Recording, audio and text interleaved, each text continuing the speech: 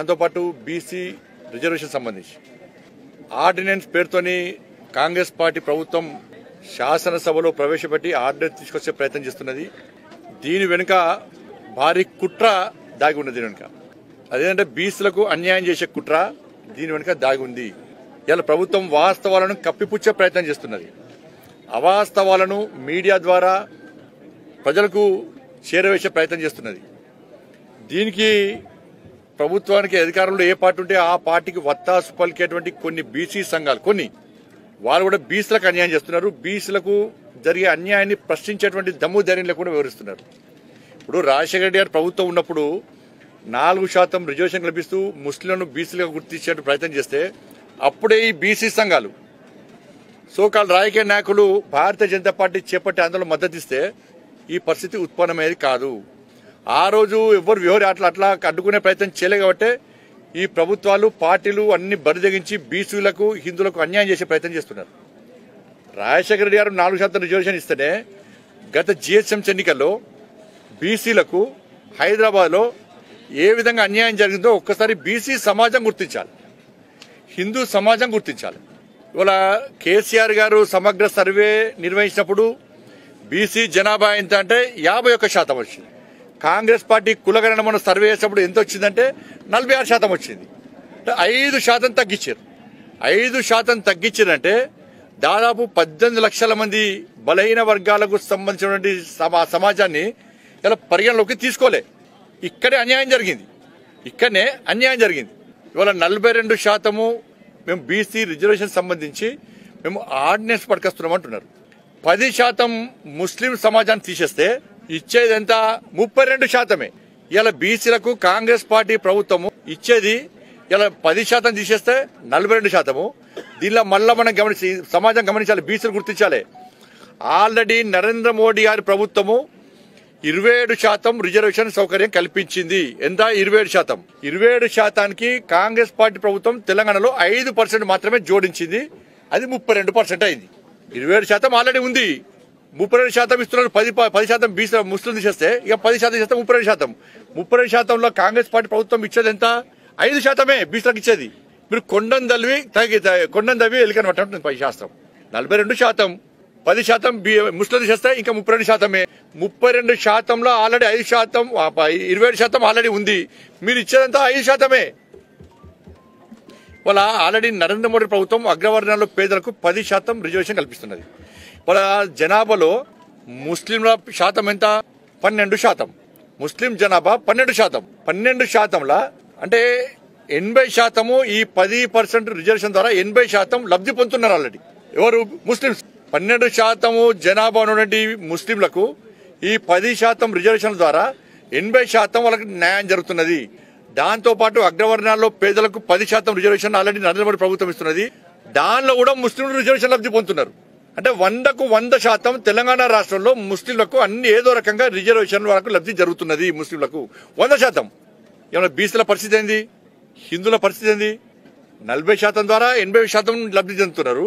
80%, 10% అగ్రవర్ణాల పేద రిజర్వేషన్ ద్వారా అట్లా లబ్ధి పొందుతున్నారు. ఇది ఎక్కడ పద్ధతి? ఇది కాబట్టి ఈ పద్ధతి మంచిది కాదు. దీన్ని Bharatiya Janata Party BC reservation ordinance తీసుకురావడాన్ని మేము వ్యతిరేకించాం. మీరు 10% ముస్లింలు కలిపి రిజర్వేషన్ ఆర్డినెన్స్ తీసుకొస్తే దాన్ని 100% మేము వ్యతిరేకిస్తాం. ఇది రాజ్యాంగానికి విరుద్ధము. మత ప్రాతిపదికన రిజర్వేషన్ను సుప్రీంకోర్టు కూడా కొట్టేసింది. ఇది రాజ్యాంగానికి విరుద్ధము. బాబాసాహెబ్ అంబేద్కర్ ఆలోచన విధానానికి విరుద్ధం. ఇది బీజేపీ వాళ్ళు వితండవాదం చేస్తున్నారు. శాసనసభలో చర్చ జరిగినప్పుడు బీజేపీ, బీఆర్ఎస్, ఎంఐఎం, సిపిఐ కూడా ఏకగ్రీవ తీర్మానానికి మద్దతు ఇచ్చారు. రాష్ట్ర బీజేపీ శాసనసభ్యులు ఒక పక్కన మద్దతు ఇస్తుంటే, కేంద్ర బీజేపీ తాత్సారం చేస్తుంటే, నూతనంగా నియామకం ద్వారా తెలంగాణ రాష్ట్ర అధ్యక్షుడిగా మారిన రామచంద్రరావు గారు మీరు ఎలా చేస్తారు? మీరు హామీ ఇచ్చుకుంటే మీరే చేసుకోండి, లేకపోతే ముస్లింలను రిజర్వేషన్ల నుంచి తొలగించండి అని చెప్పి వితండవాదం చేస్తున్నాడు.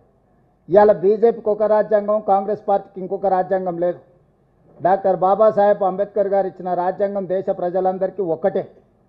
ఆ రాజ్యాంగానికి లోబడే ఈరోజు రిజర్వేషన్లు పెంచాలి అని అంటున్నాం.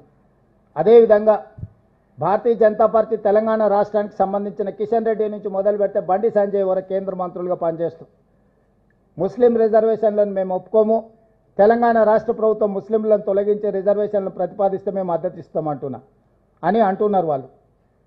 అసలు వాళ్ళ అవగాహన ఉండి మాట్లాడుతున్నారా అవగాహన లేకుండా మాట్లాడుతున్నారా నాకు తెలీదు. కానీ నేను సూటిగా కిషన్ రెడ్డి గారిని బండి సంజయ్ గారిని నేను ప్రశ్నిస్తున్నా.